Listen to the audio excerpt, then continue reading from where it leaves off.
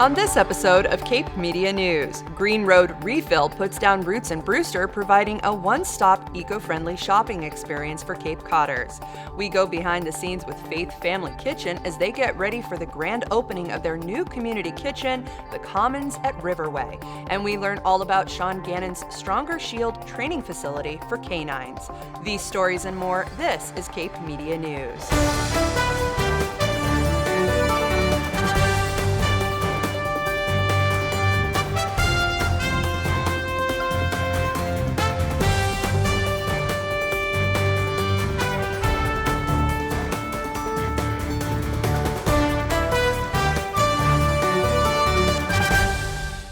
You're watching Cape Media News, your local, authentic newscast for Cape Cod. I'm Gabrielle Rawson. Thank you for joining us. Well, today is Friday, November 12th, and before you know it, the holidays will soon be upon us. In the spirit of giving, the Cape Media Center, where the show is filmed, is embracing the season with a holiday food drive to benefit the Family Pantry of Cape Cod in Harwich.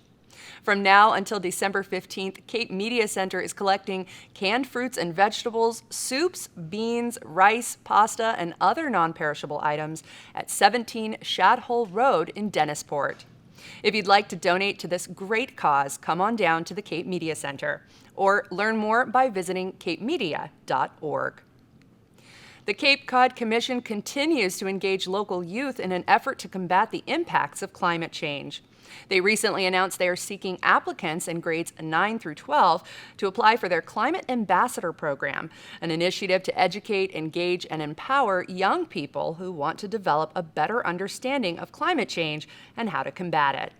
The 4-month program will be held online and consists of 7 virtual meetings held Tuesday afternoons from January to April 2022. If you or someone you know is interested in participating, apply online at www.capecodcommission.org/climate-ambassadors. Did you know there are nearly 5 trillion pieces of plastic in our oceans, and that researchers estimate nearly 100 million marine animals die from plastic pollution each year? It's a startling statistic, and one that begs the question, what can we do to reduce our plastic waste? On Cape Cod, locals are addressing this problem one initiative and one business at a time.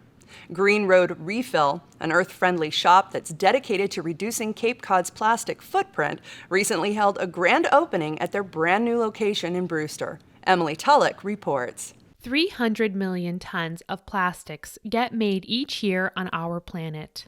With 50% of that being single-use, that takes nearly 500 years to degrade.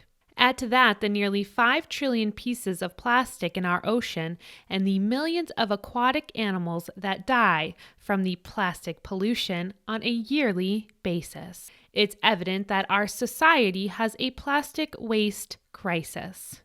So, what can we do to help on a local level?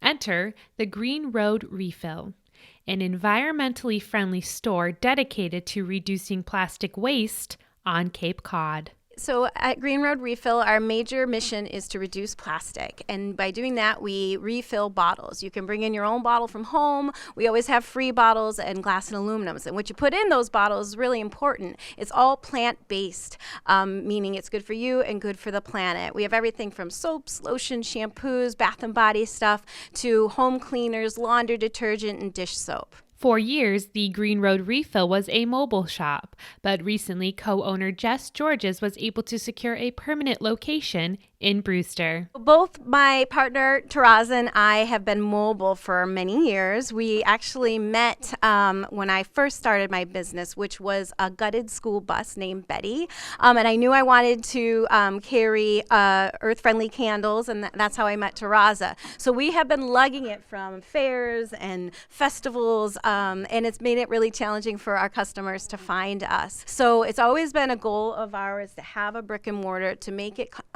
more accessible but also convenient for ourselves. Lugging, jugs of soap and lots of candles is hard work, but also making it easier for you, our customers. Sustainable living can be an intimidating concept, but Jess is more than happy to assist customers with any questions on how they can reduce their plastic consumption. So unfortunately, we have become a society of convenience over sustainability. So my business is try to encourage people to make small changes in their daily life. We're not trying to shame anybody. We're trying to just encourage and stay positive. We believe as a community, if we all do a little bit, it can add up and make a big difference in the health of the planet. So, it can feel overwhelming when you walk in somewhere and you hear the word, zero waste or sustainable or plastic free. My job is to make you feel comfortable, answer your questions, and try to, ease you in that green road direction. In addition to plastic-free alternatives, co-owner Taraza Millard also makes environmentally friendly candles with refillable containers. So one of the great things about Taraza's candles is not only are they soy and they are hemp wicks, and we don't really realize what we're burning in our homes and how unhealthy it is, and Taraza takes care of it. Yeah, I use a kosher grade soy. It's grown right here in the U.S., so it helps sustain the farmers, so that's another added benefit. The hemp wicks, like Jess mentioned, vegetable-based coloring, because when I started reading about what ingredients are in candles, I just couldn't believe they were legal. They're literally making you sick. The black soot that you see on the ceiling, that's going into your lungs. So it was really important to me to make sure all of my ingredients were natural. And again, you can bring in your own containers if you have one at home, or if you're out and about and see one, I can fill it, or bring me back my containers for a discounted rate for refills. For more information, visit greenroadrefill.com. In Brewster, for Cape Media News, I'm Emily Tellick. Green Road Refill is now located at 2655 Main Street in Brewster. To learn more, visit them online at greenroadrefill.com. Up next, we go inside the Family Table Collaborative's new community kitchen, the Commons at Riverway.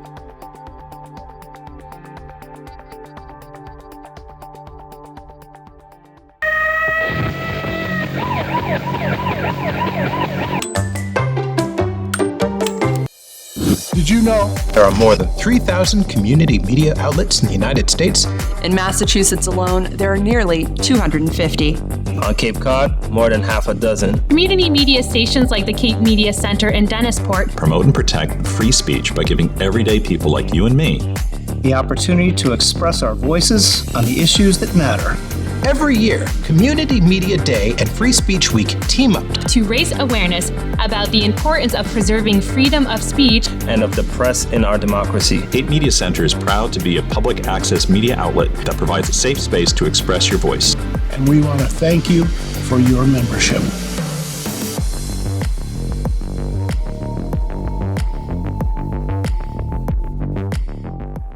The Family Table Collaborative has prepared and distributed more than 90,000 meals, soups, and other food items since its inception in March 2020. But what started out as a rapid response initiative to combat food insecurity during the pandemic has transformed into so much more. In order to become a self-sustaining nonprofit that works to address nutritional security year-round, the Faith Family Kitchen has purchased the building formerly known as the Riverway Lobster House and plans to turn it into a community kitchen and so much more. Cape Media News reports. Love is always the secret ingredient in the Family Table Collaborative's community kitchen. Created in March of 2020 as a rapid response program to enhance food security in the region, the Family Table Collaborative has prepared and distributed more than 90,000 meals, and there's no end in sight. This is what we send out to the collaborative. These are the meals. Like, this is the nutrition. This is what I call, why I refer to it as nutritional security. This has, besides the kale and the sweet potatoes and the shishito peppers, it has spinach, it has okra, it has onions and celery, it has white beans, besides the linguiça and the sausage. So it brings this full-scale nutritional security. So what we provide with the collaborative is this. This is the quality that goes out to all of the people we serve meals to across Cape Cod. Providing nutritional security is at the heart of everything the collaborative does, but they're also working to engage the community, which is why they're in the process of purchasing 1338 Mass 28 in Yarmouth, the building formerly known as the Riverway Lobster House. Everyone has a seat at our table. That's an important message as far as we're concerned. Everyone has a seat at our table. Love is always our secret ingredient, and everyone has a seat at our table. And now we're going to give you tables to sit at, to come and enjoy and soak in all the love that we have for this project and what we're doing. What they're doing is creating the Commons at Riverway, a space that will host a tavern, a cafe, a maker's market, space for teaching, and commercial kitchen space. Every dollar they earn will directly support their mission. We want someplace where people are proud that they know that every dollar they spend in this building, whether you're coming to get lunch or to get dinner, or whether you're volunteering with me, or whether you're buying something in the maker's market, or you're renting the space, or you're taking a class, every dollar of profit that is driven by anything that happens on this property goes to paying for our mission to end hunger and increase nutritional security across Cape Cod. The Family Table Collaborative will preview the space at a ribbon cutting for the community on Sunday, November 14th from 11 a.m. to 4 p.m. We are super excited to be opening on the 14th in a sneak preview of the Commons at Riverway, and the building we're sitting in will be referred to as the Family Table Collaborative Cape Cod's Community Kitchen. So within this space on the 14th, we're going to start with a ribbon cutting with the Chamber of Commerce and some local elected officials. We're going to go right into the heart of it because love is at the heart of everything we do here. Good? In preparation of the soft opening, the space has been restored and renovated by community partners and volunteers. None of this could happen without the volunteers. This room we're sitting in was given a facelift by volunteers. You wouldn't want to see what it looked like if I had to paint the whole thing myself. So it's very exciting.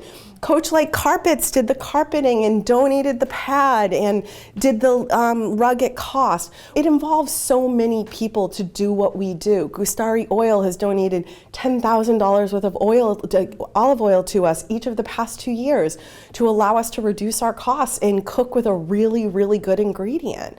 So again, it takes a village to do what we're doing, and that's what this is all about. To learn more about the Family Table Collaborative's community kitchen, the Commons at Riverway, or to learn more about their upcoming open house or future operating hours, visit familytablecollaborative.org.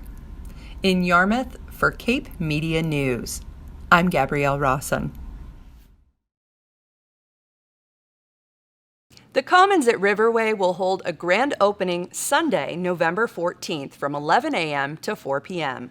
To join them, visit 1338 Mass 28 in South Yarmouth, or just follow your nose. Up next, Sergeant Sean Gannon's legacy lives on at the Stronger Shield K-9 Training Facility in Yarmouth.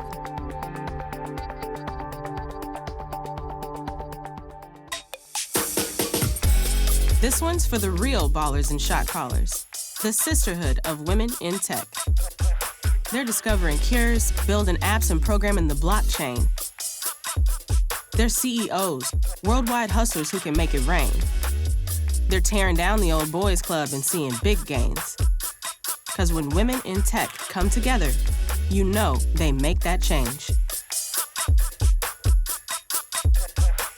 Welcome back to Cape Media News. I'm Gabrielle Rawson.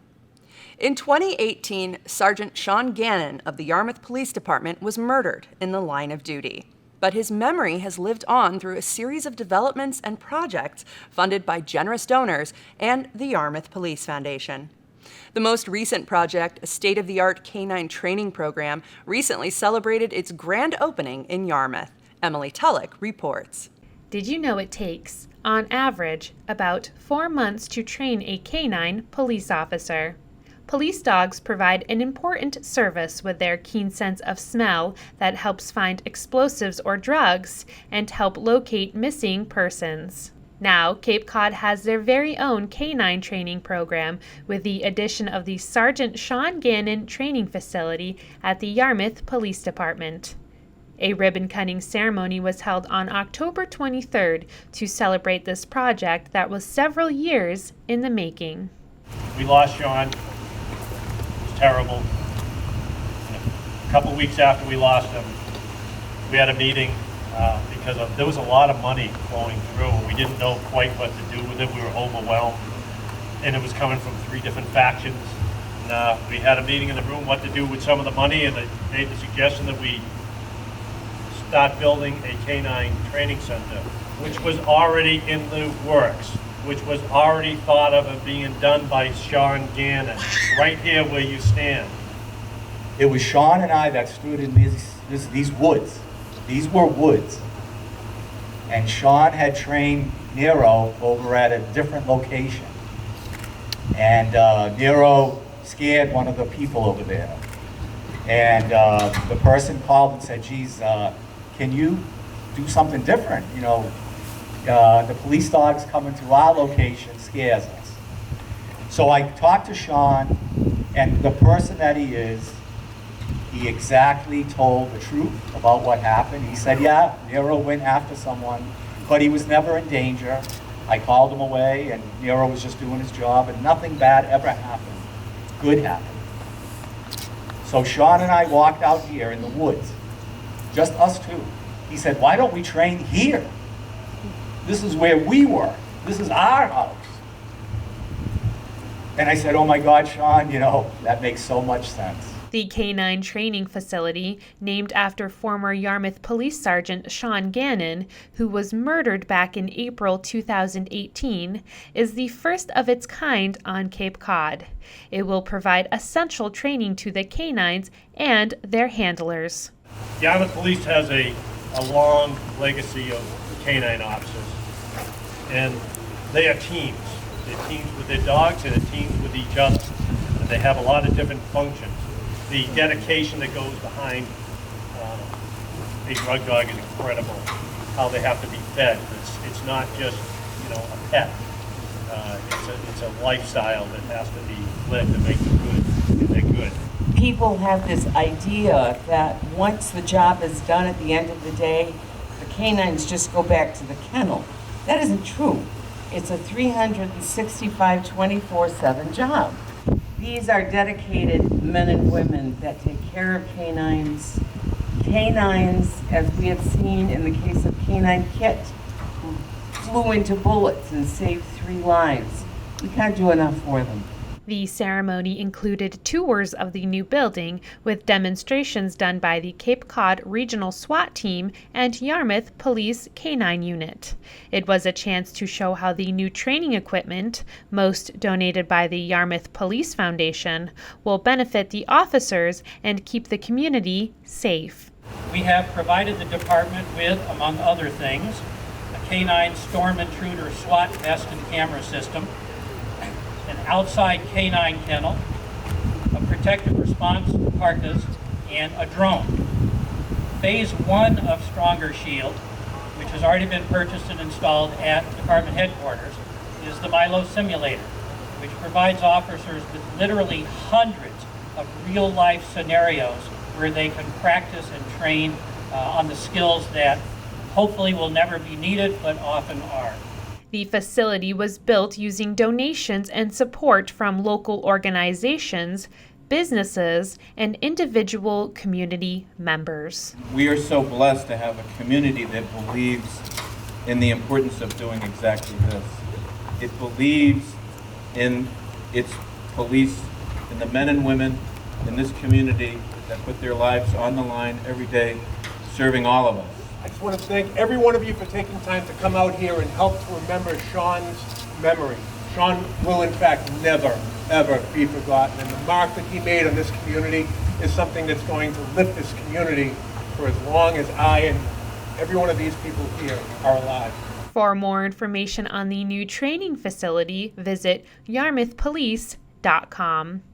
In West Yarmouth, for Cape Media News, I'm Emily Tellick. To learn more about the Sergeant Gannon Canine Training Facility in Yarmouth, visit yarmouthpolicefoundation.org. Well, that brings this week's episode to a close. Please follow us on Facebook, YouTube, and Instagram. And thank you so much for watching. We'll be back next time with a brand new episode. With Cape Media News, I'm Gabrielle Rawson.